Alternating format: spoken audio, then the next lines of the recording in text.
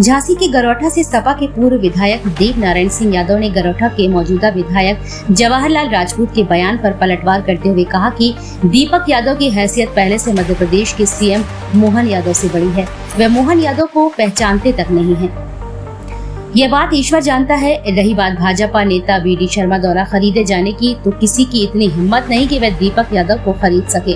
धरती पर कोई उन्हें खरीदने वाला पैदा नहीं हुआ है। पूर्व सपा विधायक ने अवैध खनन के आरोपों को खारिज करते हुए मौजूदा विधायक पर निशाना साधा और उन पर अवैध खनन कराने के गंभीर आरोप लगाए हैं। बता दें कि पूर्व सपा विधायक की पत्नी व इंडिया गठबंधन की प्रत्याशी मीरा दीपक यादव का खजुराहो सीट से नामांकन खारिज होने के बाद एक चुनावी सभा के दौरान गरौठा विधायक जवाहरलाल राजपूत ने आरोप लगाए थे कि दीपक यादव ने जानबूझकर पर्चा खारिज कराया है। आज मतगणना को लेकर आयोजित बैठक में दीप नारायण सिंह यादव ने मीडिया से बात करते हुए ये बातें कही हैं। न्यायालय तो अब उन्हें जाना है आपकी बात। अभी न्यायालय गए हैं, न्यायालय जाएंगे, जिस दिन परिणाम आएगा उस दिन सबकी अकल खुल जाएगी। जिस दिन, तभी तो मैंने कहा ना कि हम जवाहर राजपूत नहीं है कि खुद बीजेपी में और उनका सगा साल अनुराग खिलाफ चुनाव लड़ रहा था पिछली बार। बताओ किस पार्टी लड़ रहा था वो? सगे साले, चचेरे साले नहीं, सगे साले उनके। वो पूरे 7 साल से घाट चला रहे हैं, हम पे आरोप लगा रहे। अरे भाई, दीपक यादव की हैसियत मोहन यादव से पहले उनसे बड़ी है। इस लायक शर्मा जी नहीं है कि दीपक यादव को खरीद ले, बात कर ले हमसे कोई। इस लायक धरती पे कोई पैदा नहीं हुआ अभी। भाई साहब नहीं कर रहे हो, राजनीति छोड़ देंगे। आपसे कह रहे आप देखो, जाके जाओ। एक भी घाट पे अगर उनका हिस्सा ना हो, कोई डंप उनके हिस्से के बगैर चल रहा हो, आपसे कह दिया कोई किसी की न्यायालय की जरूरत नहीं है, आप जाओ, मैंने आपको न्यायाधीश बना दिया, आप चुपचाप पता लगाया हो और आप कह दो साहब इसमें नहीं है, राजनीति छोड़ देंगे हम। कोई एक घाट में भी अगर पैसा ना मिल रहा हो, मुख्यमंत्री के नाम पे पैसा ले रहे हैं, मुख्यमंत्री कार्यालय के नाम पे पैसा ले रहे हैं और ईमानदार बता रहे हैं। अरे भाई 26 महीने हमारे पास लीगल लीज थी भाई साहब। 5 साल सरकार चली, कुल 26 महीने मेरी पत्नी के नाम लीज थी, मेरे पिताजी के नाम लीज थी, कुल 26 महीने चली। आप तो 7 साल से बिना लीज के पैसे ले रहे हो और आप ईमानदार बता रहे हैं अपने आप को। आप कह रहे हैं कि हम मोहन यादव, और उससे मोहन यादव को पहचानते नहीं है। भगवान सुन रहा होगा मेरी बात। जिसके मन में पाप होगा, ईश्वर तो ईश्वर उसका साक्षी होगा। हम लोग बात करने वाले नहीं, बात लोग अपन से करते हैं ना। कोई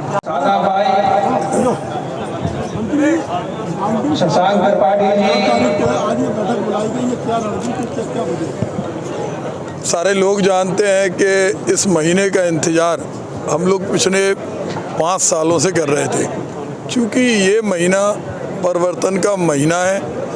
देश के अंदर जिस तरह के हालात हैं, उस हालात में जनता ने सरकार को बदलने का मन बनाया है।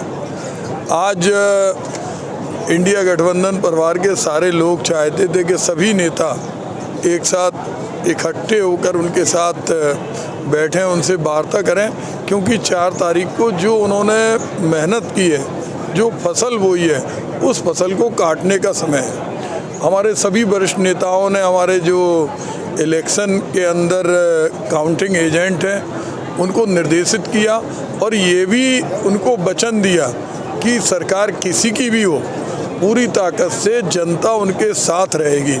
किसी भी स्थिति में हम मतगणना के समय किसी को नर्वस नहीं होने देंगे। हम लोगों ने देखा, पहले हम लोगों ने देखा कि जिस दिन महाजनसंपर्क था, भारतीय जनता पार्टी ने एक आवेदन डाला और कोई जनसंपर्क नहीं किया।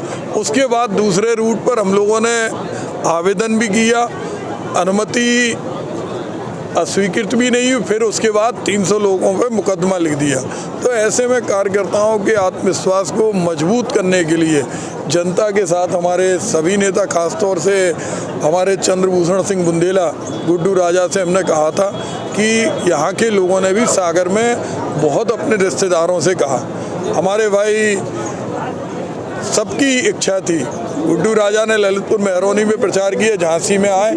हमारे भाई दीप नारायण सिंह जो लोकसभा में पहुंचने वाले थे, उन्हें एक षड्यंत्र के तहत वहां से फार्म उनका रिजेक्ट किया। इससे दुर्भाग्यपूर्ण कोई स्थिति हो नहीं सकती कि जिस फार्म के अंदर कोई कमी नहीं, उस फार्म को इसलिए रिजेक्ट कर दिया कि वो लोकसभा में नहीं पहुंच पाए। हमारे बीच में ब्रजेंद्र व्यास जो विधायक बन गए थे, केवल सर्टिफिकेट नहीं मिला था, उनको झांसी से विधायक बनने से रोका गया, तो सबके मन में एक आक्रोश है और सारे लोग चाहते हैं कि जो जनता ने मेहनत की, क्योंकि चुनाव हमने या इंडिया गठबंधन ने कम लड़ा, जनता ने ज़्यादा लड़ा, तो वो चुनाव का परिणाम किसी भी स्थिति में निष्पक्षता से परे नहीं होना चाहिए।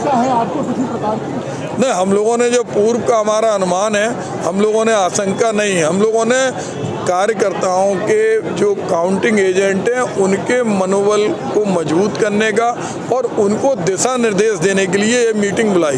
इतनी तपती हुई दोपहरी में भी हजारों की संख्या में यहाँ लोग पूरी ताकत से आपका चुनाव लड़ा है, उनका मनोबल ऑलरेडी मजबूत है। अब रही बात 4 तारीख के लिए आप उनका मनोबल मजबूत, देखिए उनका मनोबल पूरी तरह मजबूत था, लेकिन उनका एक कहना था कि हम सबके बीच में एक बार हम जरूर मिलें और उसी के लिए एक प्रशिक्षण का ये कार्यक्रम किया था।